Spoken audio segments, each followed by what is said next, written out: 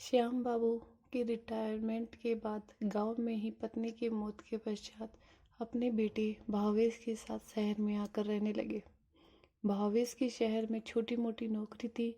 वहां के खर्चों की अधिकता, सुख सुविधाओं युक्त जीवन, परंतु कम तनख्वाह के कारण परिवार का खर्च चलाना मुश्किल था।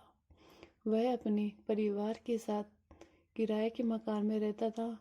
भावेश और उसकी पत्नी के कहे अनुसार श्याम बाबू ने अपनी पेंशन के सारे पैसे भावेश के लिए उसी शहर में प्लॉट खरीदकर मकान का काम शुरू किया।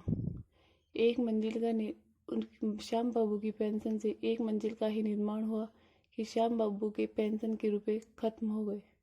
भावेश और उसकी पत्नी ऊपर एक मंजिल और बनाना चाह रहे थे।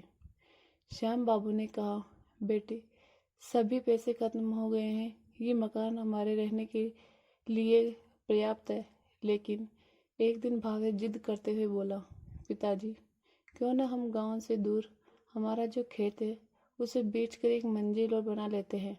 उस जमीन से हमें आय भी तो कोई खास नहीं होती। श्याम बाबू ये सुनकर दंग रह गए। बिना कुछ बोले अनमने मन से अपने कमरे में चले गए। शायद श्याम बाबू रात भर सो भी नहीं पाए। सुबह उठकर नहा धोकर बैठे ही थे कि वापस फिर चाय लेकर आया और बोला, पिताजी, आपने जमीन बेचने के बारे में क्या सोचा?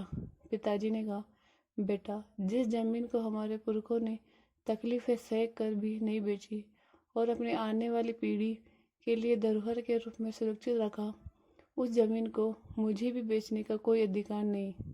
बेटा, तुमने अच्छा याद दिलाया कि मैं आज ही गांव जा रहा हूँ। उस जमीन को उपजाऊ बनाऊंगा और उस पर खेती करूंगा।